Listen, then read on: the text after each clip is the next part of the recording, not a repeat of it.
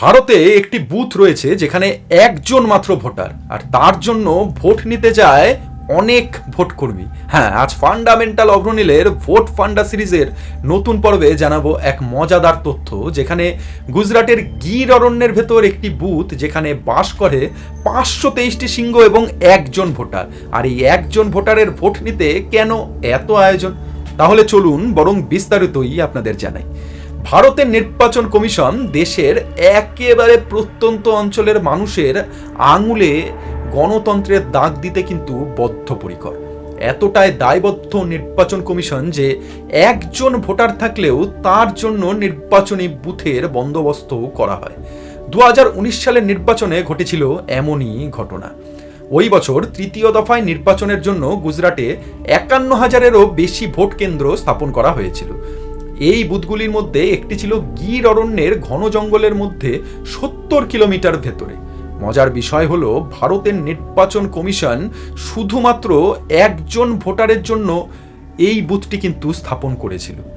গির অরণ্যের ভেতরে লোকালয় থেকে গভীরে বাস করতেন মহন্ত ভরদ্বাস বাপু, যিনি রাজস্থানের পালি থেকে আসা 68 বছর বয়সী একজন সন্ন্যাসী এবং গির অরণ্যের ভেতরে একটি শিব মন্দিরের প্রধান তত্ত্বাবধায়ক হিসেবে কাজ করেন। এলাকাটির নাম বানেজ। এই শিব মন্দিরটি আসলে গির অভয়ারণ্যের ভেতরে অবস্থিত এক বিখ্যাত তীর্থস্থানও বটে। তার ভোটটি আদায়ের জন্যই এই বিপুল আয়োজন। এমন ঘন জঙ্গলে ভোট কেন্দ্র স্থাপন। সামন্ত জেলায় অবস্থিত বানেজ হচ্ছে জুনাগড় লোকসভা কেন্দ্রের অংশ। 2019 সালের লোকসভায় গুজরাটের অন্যান্য 25টি লোকসভা আসনের সঙ্গে এই আসনেও ছিল ভোট গ্রহণ। ঠিক সময় মতোই নির্বাচনের 3 দিন আগে 5 জন পোলিং অফিসার গুজরাটের গির অরণ্যের ভিতরে ভরদ্বাস বাপুর জন্য ভোট কেন্দ্র স্থাপন করতে 70 কিলোমিটার পথ পাড়ি দেন। 2 দিনের জন্য একটি দল স্থানীয় বন বিভাগের ভবনটিকে ভোট কেন্দ্রে পরিণত করে, কারণ আইন অনুযায়ী ভারতের প্রত্যেক নাগরিককে তাদের বাড়ির 2 কিলোমিটারের মধ্যে একটি ভোট কেন্দ্রে ভোট দেওয়ার ব্যবস্থা করতে হবে। কোনো ধর্মীয় বা ব্যক্তিগত ভবনে আবার এই ভোট কেন্দ্র স্থাপন করাও যাবে না। শুধু যে বাপুর ভোট নিয়ে পাত্তারি গুটিয়ে চলে আসেন নির্বাচন কর্মীরা এমন নয়, ঘন জঙ্গলের এই একমাত্র ভোটার বাপুকে ফুলের তোড়া দিয়ে অভ্যর্থনা জানানো হয়েছিল। এমন ঘন বনের মধ্যে নানা প্রতিকূল পরিস্থিতিতে ভোটের আয়োজন করতে হয়েছিল ভোট কর্মীদের। বন বিভাগের অফিসে বুথ স্থাপনের সময় ভোট গ্রহণ কর্মকর্তারা মোবাইলে নেটওয়ার্কের অভাবের মতো সমস্যার মুখেও কিন্তু পড়েন।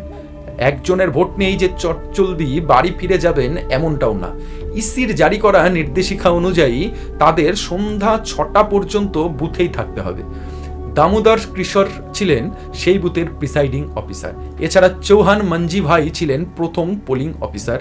সারিতা প্যাটেল ছিলেন মহিলা পোলিং অফিসার। মনীষা ধাবি এবং বিশাল সোলাঙ্কি এনারা ছিলেন ওই বুথের জন্য বিশেষ পুলিশ কর্তা। এ প্রসঙ্গে বলে রাখি, 2007 সাল থেকে অনুষ্ঠিত সমস্ত বিধানসভা ও লোকসভায় ভোটদান এই ভগবান দাস। কিন্তু তার ভোট দেওয়া নিয়ে কিন্তু এত দূরে এই যে ব্যবস্থা, এটা করা হয়েছিল শুধুমাত্র 2019 সালে, কারণ তার বাড়ির 2 কিলোমিটারের মধ্যেই তাকে ভোট দেওয়ার ব্যবস্থা করতে হবে। এবং 2019 সালে ভারতের নির্বাচন কমিশন ভোটারদের ভোটদানে উৎসাহ দেওয়াতে প্রচার করতে তার ভোট নিতে যাওয়ার জন্য একটি টিমও তৈরি করে, যা খবরে নিয়ে আসে ভরদ্বাস বাপুকে। মহন্ত ভরদ্বাস 2019 সালের 1 নভেম্বর মারা যান। মানে 2019-এর লোকসভা নির্বাচন ছিল তার শেষ ভোট। এরপর 2024-এর লোকসভা ভোটেও গুজরাটের গির অরণ্যের বানেজ বুথে আবারও ভোট গ্রহণ কিন্তু হয়েছে, এবং সেখানে একমাত্র ভোটার হিসাবে ভোট দিয়েছে মহন্ত হরিদাসজি উদাসীন নামে অন্য একজন ভোটার, যিনি ভরদ্বাস বাপুর মৃত্যুর পর ওই শিব মন্দিরেরই সেবায়েত হিসাবে দায়িত্ব নিয়ে একাই থাকেন, এবং ওই বুথের তিনি এখন একমাত্র ভোটার। একটি রিপোর্ট অনুযায়ী মজার তথ্য আপনাদের দিই, ভারতের এই বুথটি একমাত্র বুথ যেখানে 100% ভোটিং হয়েছে, কারণ সেখানে একজন মাত্রই ভোটার। এই ছিল আজকের ভোট ফান্ডা। ভালো লাগলে অবশ্যই লাইক, কমেন্ট, শেয়ার করবেন। আমি অভ্রনীল, দেখা হচ্ছে নতুন আরেকটি ভিডিও নিয়ে। ততক্ষণ ভালো থাকবেন, সুস্থ থাকবেন।